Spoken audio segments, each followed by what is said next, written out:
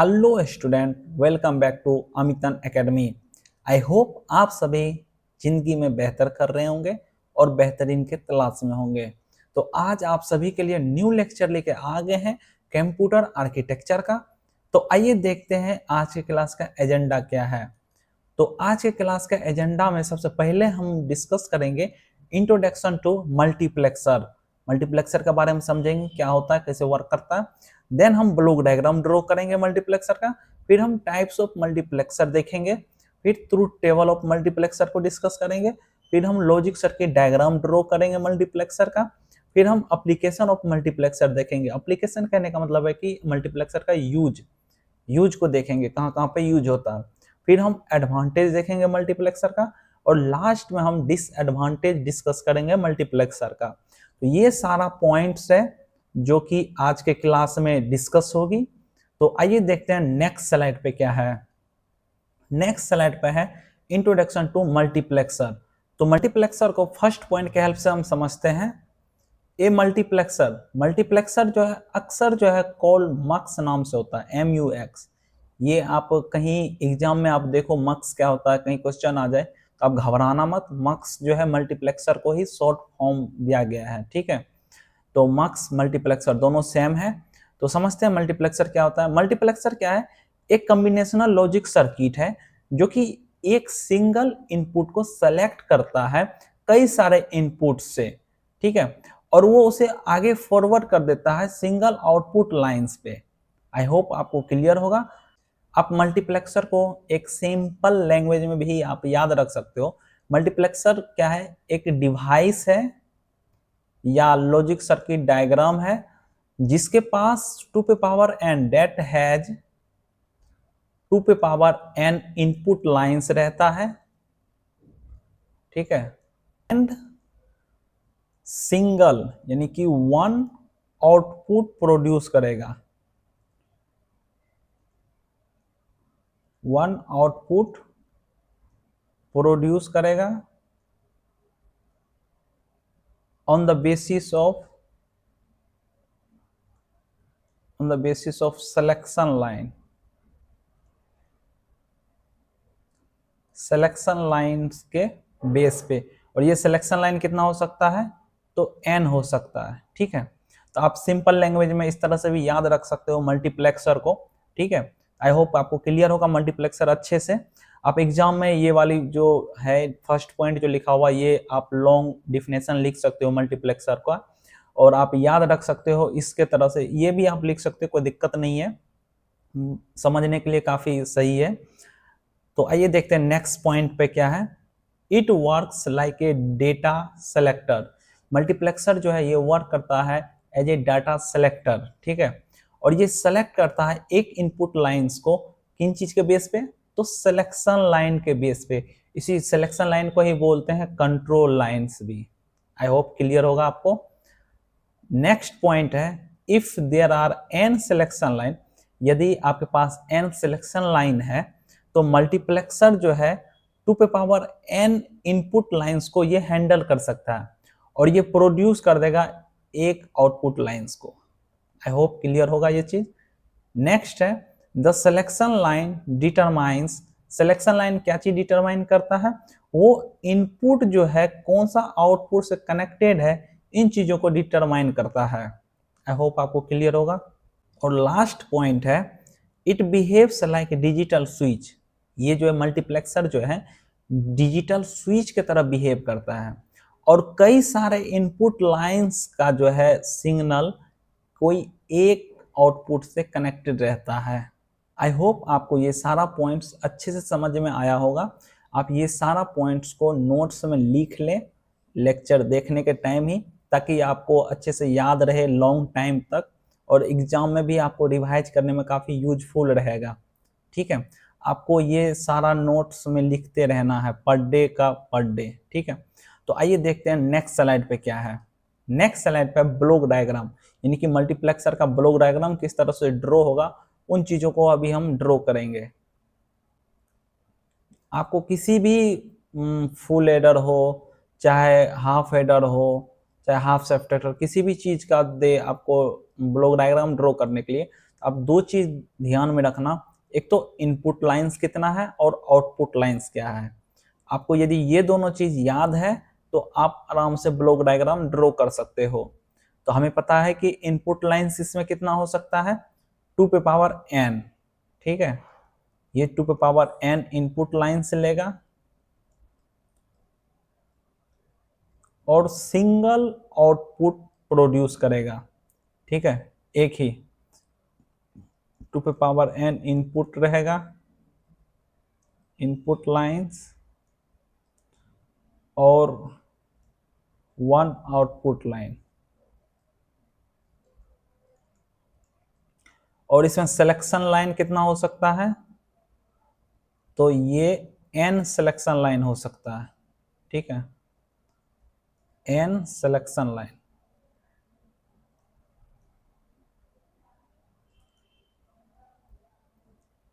तो ये आपका हो गया मक्स का ब्लॉक डायग्राम, ठीक है। आई होप आपको क्लियर होगा।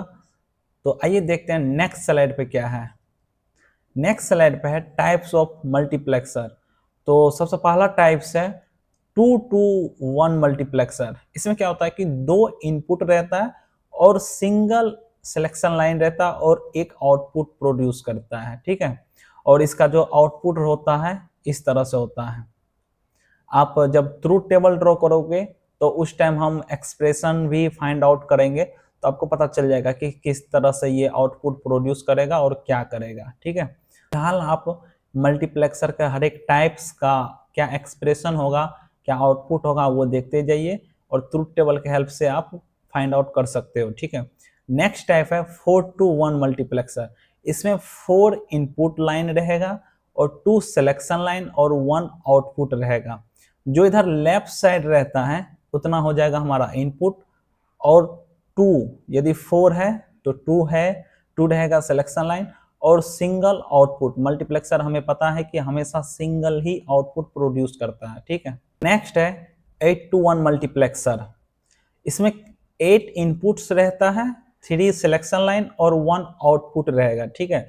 और ये इंप्लीमेंट कैसे होगा, तो ये 4 to 1 मल्टीप्लेक्सर को यूज करके और 2 to 1 मल्टीप्लेक्सर को यूज करके ये इंप्लीमेंट होगा। आई होप क्लियर होगा। नेक्स्ट है 16 to 1 मल्टीप्लेक्सर। इसमें 16 आपको इनपुट्स रहेगा, 4 सिलेक्शन लाइन्स रहेगा और 1 आउटपुट मिलेगा, ठीक है। 16 to 1 मल्टीप्लेक्सर कैसे बनता है, वो बाय कंबाइनिंग स्मॉलर मल्टीप्लेक्सर, जो स्मॉलर मल्टीप्लेक्सर होता है उसके कंबाइन करके, या तो 8 to 1 हो सकता है और इसे शॉर्ट फॉर्म 8 क्रॉस 1 भी लिखते हैं, ठीक है। या नहीं तो 4 क्रॉस 1 को यूज करके ये बन सकता है, ठीक है। तो इस तरह से जो इसे स्मॉलर वाला जो मल्टीप्लेक्सर है उनको यूज करके ये कंस्ट्रक्ट होता है, बनता है, ठीक है। आई होप आपको ये सारा टाइप्स अच्छे से समझ में आ गया होगा। तो आइए देखते हैं नेक्स्ट स्लाइड पे क्या है। नेक्स्ट स्लाइड पे ट्रूथ टेबल। तो ट्रूथ टेबल हम ड्रॉ करेंगे मल्टीप्लेक्सर का। तो आप जैसे कि पिछले वाले स्लाइड्स पे देखे हैं कि मल्टीप्लेक्सर कई सारा टाइप्स है, तो आप इनमें से किसी भी टाइप्स का ट्रूथ टेबल ड्रॉ कर सकते हो। तो हम आपको 4 to 1 वाले मल्टीप्लेक्सर का ड्रॉ करके ट्रूथ टेबल दिखाएंगे। और आप घर पे HW आपको मिल रहा है कि आपको सबसे पहले ये कंप्लीट होने के बाद 2 to 1 वाला मल्टीप्लेक्सर ड्रॉ करना है, ठीक है। नेक्स्ट है आपको 8 to 1 मल्टीप्लेक्सर का ट्रूथ टेबल ड्रॉ करना है, और लास्ट में आपको 16 to 1 मल्टीप्लेक्सर का ट्रूथ टेबल ड्रॉ करना है, ठीक है। तो ये तीनों आपका HW है, आपको खुद से ड्रॉ करना है ताकि आपको भी पता चले कि आपको कितना समझ में आया, और लेक्चर बंद करने के बाद आप बनाना देखना कि आप कितना सीखे हो। यदि नहीं बन पाएगा तो आप फिर से क्वेश्चन देखना, ये लेक्चर देखना किस तरह से बना रहे हैं, और फिर से खुद से बनाना, ठीक है। जब तक खुद से नहीं बनाओगे तब तक सीख नहीं पाओगे। प्रैक्टिस काफी इंपॉर्टेंट है। तो आइए ट्रूथ टेबल बनाते हैं। हमें पता है कि 4 to 1 में कितना सिलेक्शन लाइन लगता है। इसमें इनपुट कितना रहेगा, इनपुट रहेगा 4, और सिलेक्शन लाइन कितना रहेगा,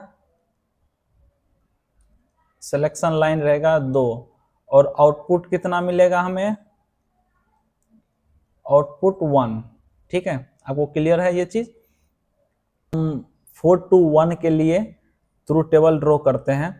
तो एक कॉलम बना लेंगे हम इनपुट इनेबल के लिए कि कोई भी इनपुट इनेबल है या भी नहीं है। ठीक है, और दूसरा बन जाएगा सेलेक्ट लाइन, जो भी सेलेक्ट करेगी लाइन। हमारे पास 2 है, इसी को सिलेक्शन लाइन भी बोलते हैं। ठीक है, और ये हमारे पास S1 और S0 है, एक तो S0 और एक S1 हो जाएगा। ठीक है, और दूसरा आउटपुट हो जाएगा, आउटपुट हमें Y से डिनोट कर लेते हैं। ठीक है, तो एक तो जब हमारा इनपुट जो है डिसेबल 0 रहेगा तो उस केस में क्या होगा कि ये कुछ भी नहीं रहेगा और ये भी 0 हो जाएगा। ठीक है, अब जब ये इनेबल होगा 1 ट्रू होगा तो इस केस में दोनों 0 0 रहेगा, तो यहाँ पे I नोट आ जाएगा हमें आउटपुट में। ठीक है, फिर से ये इनेबल है तो 2 इनपुट है, selection line as a input के तरह ही काम कर रहा है यहाँ पे, तो 0 1 होगा और ये I1 हो जाएगा आउटपुट। फिर इनेबल करते हैं ट्रू तो ये 1 और 0 होगा और ये I2 हो जाएगा आउटपुट, और फिर इनेबल होगा और लास्ट में 1 1 आ जाएगा और ये I3 हो जाएगा। तो ये हमारा 4 to 1 मल्टीप्लेक्सर का ट्रूथ टेबल रेडी हो चुका है।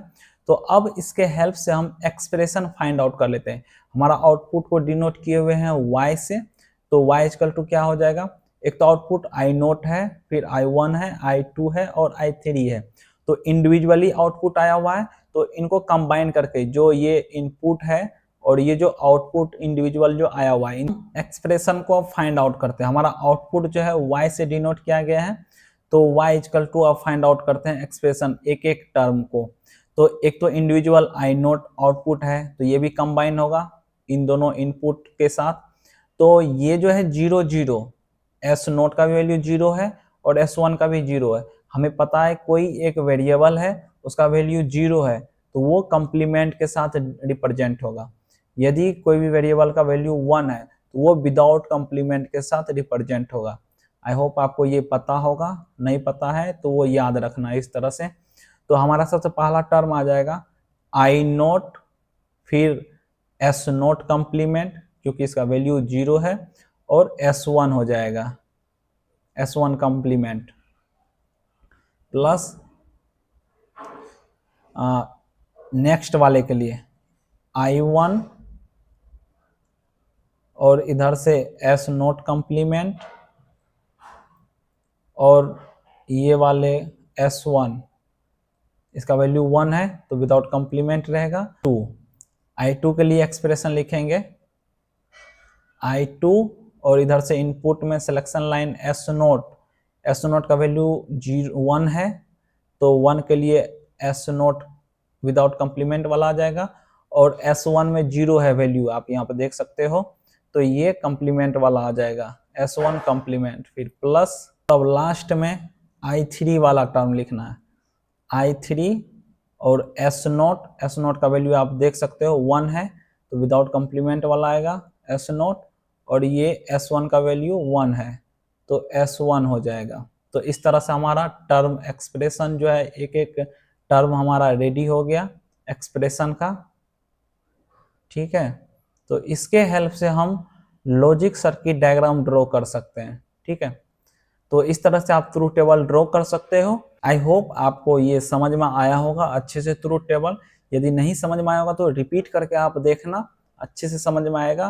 और आपको ये 3 क्वेश्चन जो दिए हुए हैं HW, ये आपको खुद से बनाना है।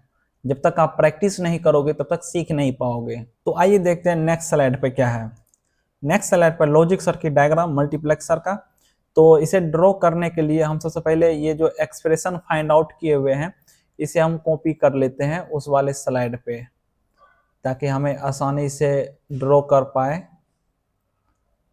ठीक है, यहाँ से कॉपी पेस्ट कर लेते हैं। हमारे पास आ गया है ये एक्सप्रेशन। तो इस एक्सप्रेशन के हेल्प से हम लॉजिक सर्किट डायग्राम ड्रॉ कर सकते हैं। तो हमारे पास जैसे कि 2 सिलेक्शन लाइन था और 4 इनपुट लाइन, तो 4 इनपुट हम सबसे पहले ड्रॉ कर लेंगे। एक I0 हो जाएगा, एक I1 और ये I2 और I3, इस तरह से 4 इनपुट ले लेंगे और ऊपर में हम लिख लेंगे सिलेक्शन लाइन, एक S0 और एक S1 था, ये दोनों था। ठीक है, तो सबसे पहला टर्म को हम ड्रॉ करते हैं, तो I0 एज ए इनपुट हम ले लेंगे सबसे पहले। ठीक है, I0 आ गया और S0 कंप्लीमेंट है, तो इसका कंप्लीमेंट वाला पार्ट हमें लेना पड़ेगा। हमें पता है कि कंप्लीमेंट किस तरह से बना सकते हैं, नोट गेट को यूज करके। इस तरह से नोट गेट को यूज कर लिए और फिर S1 का भी कंप्लीमेंट है, तो S1 का भी कंप्लीमेंट हम नोट गेट को यूज करके फाइंड आउट कर लेंगे। तो ये जो है हमारा कंप्लीमेंट वाला पार्ट्स हो गया। ठीक है, S1 का, और ये S0 का कंप्लीमेंट वाला पार्ट्स आ गया। तो ये सभी प्रोडक्ट देख सकते हैं कि आप डॉट प्रोडक्ट है, तो डॉट प्रोडक्ट के लिए हमें पता है कि एंड गेट का यूज करते हैं, तो यहाँ से हम एंड गेट यूज कर लेंगे। नेक्स्ट है I1 S0 कंप्लीमेंट और S1, तो I1 ले लेंगे एज ए इनपुट और नेक्स्ट है S0 कंप्लीमेंट, तो S0 कंप्लीमेंट ले लेंगे और फिर S1 है, तो S1 ले लेंगे यहाँ से, और ये सभी डॉट प्रोडक्ट में है, तो एंड गेट को यूज कर लेंगे। ये हो गया। और है I2 आ जाएगा एज ए इनपुट और फिर S0 है विदाउट कंप्लीमेंट वाला, तो S0 ले लिए, फिर S1 कंप्लीमेंट है, तो यहाँ से हम S1 कंप्लीमेंट ले लेंगे और इन सभी को एंड गेट से ज्वाइन कर देंगे। और लास्ट में है I3 वाला टर्म, तो I3 एज ए इनपुट आ जाएगा और फिर S0 आ जाएगा और S1 आ जाएगा फिर, तो यहाँ से S1 ले लेंगे और सभी को एंड गेट से ज्वाइन कर देंगे। तो इस तरह से हमारा बन जाएगा, सारा हमारा आ गया। और फिर इन सभी को आप देख सकते हैं कि प्लस से हर एक टर्म जुड़ा हुआ आपस में, तो इन सभी को और गेट से हम मिला देंगे। ठीक है, तो इस तरह से हम और गेट को ड्रॉ कर लेंगे। हमें पता है कि और गेट सही से नहीं बना है, आप लोग अच्छे से बनाना आपको पता है, और गेट बनाने के लिए हम बता चुके हैं इससे पहले कई बार। तो ये इस तरह से हम ज्वाइंट कर देंगे, तो ये हमारा हो जाएगा लॉजिक सर्किट डायग्राम मल्टीप्लेक्सर का। तो आई होप आप भी बना सकते हो। और ये है 4 to 1 के लिए, देख सकते हो 4 इनपुट लिया गया है, 2 यहाँ पे सिलेक्शन लाइन है यहाँ पे, और 1 आउटपुट मिला है फाइनल। ठीक है, तो ये 4 to 1। इसी तरह से आप 2 to 1 के लिए भी बना सकते हैं, आपको HW है।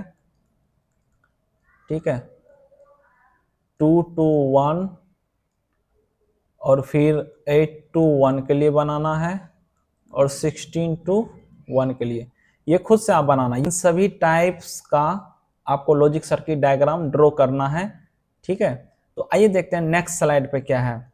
नेक्स्ट स्लाइड पे है एप्लीकेशन ऑफ मल्टीप्लेक्सर, यानी कि यूज क्या है मल्टीप्लेक्सर का, तो इन चीजों को हम डिस्कस कर देंगे। सबसे पहला क्या है, डेटा राउटिंग। डेटा राउटिंग में यूज होता है किन चीजों के लिए, use to select one data source among many, कई सारा डेटा सोर्स रहता है, उनमें से कोई एक को चूज करने के लिए हम यूज करते हैं इनका। नेक्स्ट है कम्युनिकेशन सिस्टम में यूज होता है, उसमें किस लिए होता है, डेटा को ट्रांसमिशन, यानी कि एक जगह से दूसरी जगह डेटा को ट्रांसफर करने के लिए यूज होता है। ठीक है, और सिग्नल सिलेक्शन में भी होता है यूज। नेक्स्ट है कंप्यूटर सिस्टम में, और यहाँ पे यूज होता है डेटा को राउट करने के लिए, किन के बीच में, तो सीपीयू के बीच में, मेमोरी के बीच में, और इनपुट आउटपुट डिवाइस के बीच में। आई होप आपको पता होगा इनपुट आउटपुट डिवाइस क्या होता है, जैसे कीबोर्ड हो गया, माउस हो गया, मॉनिटर हो गया, प्रिंटर हो गया, स्पीकर हो गया, ये सब इनपुट आउटपुट डिवाइस है। ठीक है, नेक्स्ट है अर्थमेटिक सर्किट्स, इसमें भी यूज होता है बूलियन फंक्शन को इंप्लीमेंट करने के लिए। और नेक्स्ट है कंट्रोल सिस्टम में भी यूज होता है, जो कि कंट्रोल सिग्नल को सेलेक्ट करने का काम करता है ऑटोमेशन में। ठीक है, नेक्स्ट है सिग्नल कन्वर्जन में भी यूज है मल्टीप्लेक्सर का, और ये यूज करता है parallel to serial data conversion में। ठीक है, नेक्स्ट है ALU अर्थमेटिक लॉजिक यूनिट, इसमें भी यूज होता है। इसमें यूज करते हैं सेलेक्ट डिफरेंट अर्थमेटिक और लॉजिक ऑपरेशन के लिए। ठीक है, आई होप आपको ये सभी पॉइंट्स अच्छे से समझ में आया होगा। तो आइए देखते हैं नेक्स्ट स्लाइड पे क्या है। नेक्स्ट स्लाइड पे है एडवांटेज ऑफ मल्टीप्लेक्सर। तो समझते हैं एडवांटेज ऑफ मल्टीप्लेक्सर को फर्स्ट पॉइंट के हेल्प से। पहला है इफिशियंट सर्किट डिजाइन। ये सर्किट जो डिजाइन करते हैं वो काफी इफिशियंट रहता है। नंबर ऑफ लॉजिक गेट को ये काफी कम कर देता है और हार्डवेयर कनेक्शन को भी कम कर देता है। ठीक है, नेक्स्ट है सेव्स टाइम एंड कॉस्ट। ये काफी टाइम को भी बचा लेता है और कॉस्ट को भी बचाता है। ठीक है, one multiplexer can replace many logic circuits. एक सिंगल मल्टीप्लेक्सर जो है कई सारे लॉजिक सर्किट्स को हटा देता है, रिप्लेस कर देता है। नेक्स्ट है इंक्रीजेड सिस्टम स्पीड। और ये जो सिस्टम है उसके स्पीड को इंक्रीज कर देता है। डेटा सिक्योरिटी, ये हेल्प करता है सिग्नल ट्रांसमिशन को कंट्रोल करने में। और लास्ट है वर्सटाइल। और ये यूज होता है किन चीजों को इंप्लीमेंट करने के लिए, तो बूलियन फंक्शन को इंप्लीमेंट करने के लिए। तो ये सारा एडवांटेज है मल्टीप्लेक्सर का। आप पॉइंट टू पॉइंट याद रख सकते हो और अपने लैंग्वेज में एग्जाम में लिख सकते हो। तो आइए देखते हैं नेक्स्ट स्लाइड पे क्या है। नेक्स्ट स्लाइड पे है डिसएडवांटेज मल्टीप्लेक्सर का। सबसे फर्स्ट है complex design for large input. यदि हमारे पास लार्ज इनपुट है तो उस केस में कॉम्प्लेक्स हो जाएगा। कोई भी सपोज दैट हमें लॉजिक सर्किट डायग्राम ड्रॉ करना है तो वो काफी कॉम्प्लेक्स हो जाएगा, डिफिकल्ट हो जाएगा ड्रॉ करना। ठीक है, तो उस केस में क्या होगा कि एक तो इनपुट इंक्रीज हो जाएगा और सिलेक्शन लाइन भी इंक्रीज हो जाएगा। तो हमारा जो सर्किट कॉम्प्लेक्सिटी है वो काफी इंक्रीज हो जाएगा, ग्रो हो जाएगा, आगे बढ़ जाएगा। ठीक है, नेक्स्ट है प्रोपेगेशन डिले। यानी कि यदि हम ज्यादा गेट्स को यूज कर रहे हैं किसी चीज को रिप्रेजेंट करने के लिए, डिजाइन करने के लिए, तो उस केस में क्या हो जाएगा कि हमारा जो आउटपुट है वो काफी डिले हो जाएगा। ठीक है, नेक्स्ट है पावर कंज्यूमशन। तो इसका पावर भी ज्यादा कंज्यूम करने लगेगा। ठीक है, ज्यादा लार्ज मल्टीप्लेक्सर रहेगा तो वो ज्यादा पावर को भी कंज्यूम करेगा। नेक्स्ट है लिमिटेड फैन आउट। यानी कि हम जो ज्यादा फ्रीक्वेंसी वाला जो सिग्नल रहेगा उसे हम हैंडल नहीं कर सकते, उसको हैंडल करना काफी डिफिकल्ट रहेगा। लास्ट डिसएडवांटेज है रिक्वायर्स डिकोडर। इसे जो है डिकोडर का भी रिक्वायरमेंट रहता है, जरूरत रहता है। किन चीजों के लिए जरूरत रहता है, तो वो सेलेक्ट करता है करेक्ट इनपुट लाइन को। यदि हमें करेक्ट इनपुट लाइन सेलेक्ट करना है तो उस केस में हमें डिकोडर का रिक्वायरमेंट पड़ता है मल्टीप्लेक्सर में। तो एक तरह से ये भी डिसएडवांटेज है मल्टीप्लेक्सर का। आई होप आपको ये सारा पॉइंट्स अच्छे से समझ में आया होगा। तो इसी के साथ आपका आज का लेक्चर द एंड हो चुका है। तो नेक्स्ट क्लास में बहुत जल्द मिलेंगे न्यू टॉपिक्स के साथ। तो thank you so much for supporting and watching the video.